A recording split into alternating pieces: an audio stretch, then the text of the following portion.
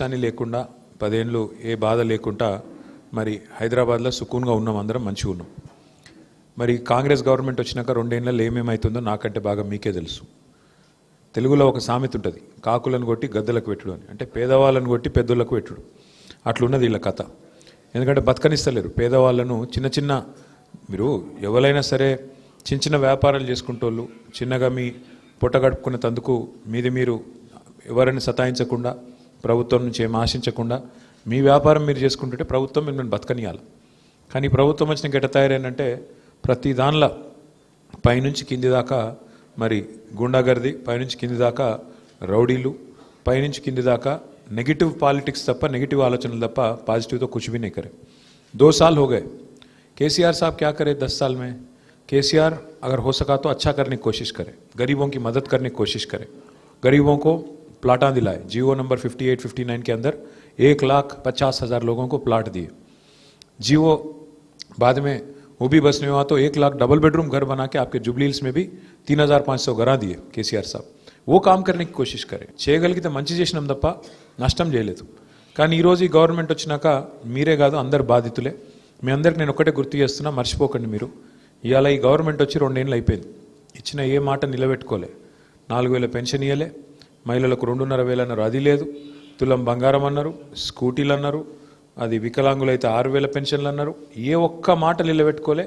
మీదికెళ్ళి ఇప్పుడు ఎట్లయిపోయిందంటే ఇందిరమ్మ రాజ్యం అంటే ఇల్లు గులగొట్టుడే పాయింట్ అన్నట్టు అయిపోయింది. ఇందిరమ్మ రాజ్యం అంటే ఏందో అనుకున్నాం, ఇల్లు గులగొట్టుడు ఒకటే పని. చూస్తున్నారు కదా మీరు టీవీలలో. ఎప్పుడు రోజు వారం శనివారం వచ్చిందంటే చాలు ఏడవాలి, ఏడ గరీబోళ్ళు ఇల్లు గులగొట్టాలి. పెద్దోళ్ళే ముట్టరు, మళ్ళీ ఏ పెద్దోని ముట్టరు, ఏ బలిసిన దగ్గరకు పోయే దమ్ము లేదు. పేదవాళ్ళు గరీబ్ గాళ్ళు అయితే మాత్రం 60 గజాలు 40 గజాలు 30 గజాల ఏమన్నా కట్టుకుంటే వాటి మీద నీకు ఈ కాగితం లేదు ఆ కాగితం లేదని గుంజుకపోవడు, గుద్దుడు, మొత్తం ఇల్లు గులగొట్టుడు. పిల్లగాళ్ళని ఆఖరికి అందులోకెళ్ళి వాటర్ బాటిల్ కూడా బ్యాగ్ కూడా తీసుకొని ఇవ్వకుండా స్కూల్కి పోయే పిల్లలు ఉంటే వాళ్ళను మెడల్ పట్టి నూకి పారేస్తున్నారు. ఇటువంటి గవర్నమెంట్ కాట మళ్ళీ ఓట్లే అన్నట్టు. నేను మీకు గుర్తు చేస్తున్నా, యాది పెట్టుకోండి. ఇది రోజు సరిగ్గా 2 ఏళ్ళు అయిపోయింది. ఇంకొక 500 రోజుల్లో మళ్ళీ కేసీఆర్ గవర్నమెంట్ రాబోతుంది. ఎక్కువ టైం లేదు, ఎక్కువ టైం ఏం లేదు. చూస్తుంటే పోతాయి. 500 రోజులు కళ్ళు మూసుకొని తెరిచే లోపల పోతాయి. మీరు ఎవ్వడు ఏ రౌడీగాడు ఏ గుండగానికి భయపడే అక్కర్లేదు. మనం 14 నవంబర్ రోజు బరాబర్ మళ్ళా గోపీనాథ్ భార్య మాగంటి సునీతనే గెలుస్తుంది. ఎందుకు చెప్తున్నా ఈ మాట అంటే ఉత్తగానే చెప్తలేను. పేదవాడితో పెట్టుకున్న ఏ ప్రభుత్వం ఇదివరకు గెలవలే. గరీబుల్లో కడుపు కొట్టిన ఏ ప్రభుత్వం గెలవలే. ఇవాళ గరీబుల్లో కడుపు కొడుతున్న కాంగ్రెస్ వాళ్ళు కూడా ఇస్తారు, మీకు వస్తారు, మీ ఇంటికి వస్తారు, గల్లీకి వచ్చి పైసలు ఇస్తారు, ఓట్లకు పంచుతారు. నేను చూడు, నేను చెప్తున్నా ఇవాళ 5,000 ఇస్తాడు. బరాబర్ తీసుకోరి, అది కూడా చెప్తున్నాను, బరాబర్ తీసుకోరు, లెక్క పెట్టి తీసుకోరి. 5,000కి ఏమైనా ఒక 100 రూపాయలు తక్కువ ఈ అని చెప్పి మొత్తం 5,000 తీసుకోరు. కానీ ఓటెట్టేయాలనే మీకు తెలుసు. ఇప్పుడు మోసాన్ని మోసంతోనే జయించాలి, ముళ్ళును ముళ్ళుతోనే తీయాలి. వాడు ఇస్తే పైసలు మంచిగా తీసుకోవాలి. ఎందుకంటే వాడు కూడా మందిని ముంచి తెచ్చుకున్న పైసలు అవి. మందిని ముంచి మీ పైసలే, మందిని ముంచి దోసుకున్న పైసలే తప్ప వేరేటి కావు. బరాబర్ లెక్క పెట్టుర్రి. 5,000కి ఒకటి తక్కువైంది, ఏమాయ కొడుక మిగతా మధ్యలో నువ్వు దొబ్బినావురా అని అడిగి తీసుకొని మంచిగా ఓటెట్టేయాలి. అంతే కదా, ఒకటే యాద పెట్టుకొని. 14 తర్వాత సునీతమ్మ, మాగంటి సునీతమ్మ, మీ గోపి అన్న భార్య, కేసీఆర్ పెట్టిన క్యాండిడేటు, ఆమెనే గెలుస్తుంది. మీ మార్కెట్ యాడుందో ఆడుండేటట్టు చూసే జిమ్మేదారి నాది. ఉన్నారు కాంగ్రెస్లో చిన్న ఆకు రౌడీగాళ్ళు, ఇంత రౌడీగాళ్ళు ఉన్నారు. వాడు ఇట్లా అట్లా. నేను ఒక మాట అడుగుతా, మీరు ఆలోచించుకోండి. వాడు గెలవకముందే గింత నిలుగుతాండు, పొరపాటున గెలిచి నాకు ఏమవుతుంది? ఇడ్లీ బండిలు, కూరగాయల మార్కెట్లు, ఇస్త్రీ షాపులు, సెలూన్లు వదులుతాడా తిన్నా? అందరు ఆగం చేయడు. మరి గసంటోలో కోట్లు ఎత్తామా? ఆగం అవుతామా? కాకుర్రి. నేను గదే చెప్తున్నాయి. 10 ఏళ్ళు సుకూన్గున్నాం, ఇప్పుడు ఆగం కావద్దు. రెండోది, మీరు కూకట్పల్లి ఎమ్మెల్యే సాబ్తో కూడా నేను మాట్లాడతా. ఆ మోతీనగర్లో కూడా నాకు షఫీ చెప్పిండు, ఆడ కూడా మీరు ఇదివరకు శుక్రవారం పెట్టుకుందిరా, అట్లే నడిపించేటట్టు కూడా నేను చెప్తా. ఎమ్మెల్యే కూకట్పల్లి కూడా మనోడే, మన పార్టీడే, ఆయనకు కూడా చెప్తా. జూబ్లీ హిల్స్ ఎమ్మెల్యే కూడా మళ్ళీ మన పార్టీ గెలుస్తుంది, ఎవడు కూడా ఆపలేడు. వాడు ఒక్కటే నమ్ముకున్నాడు. ఇప్పుడు బెదిరిస్తాడట.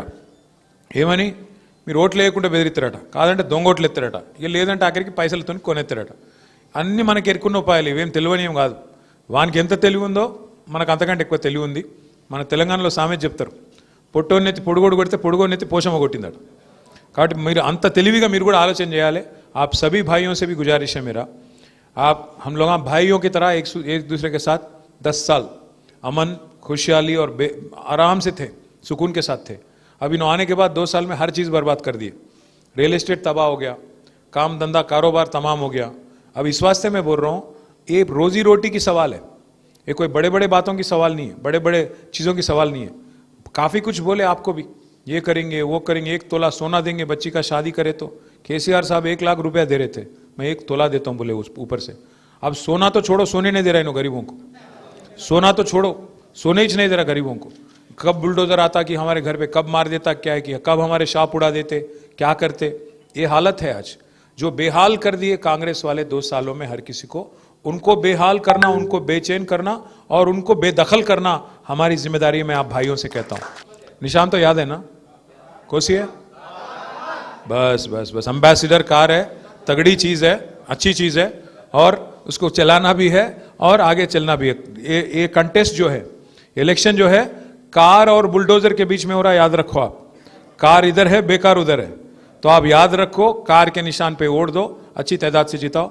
आप सबका शुक्रिया, इतना दूर आए, माफी चाहता हूं मैं थोड़ी देर से आया।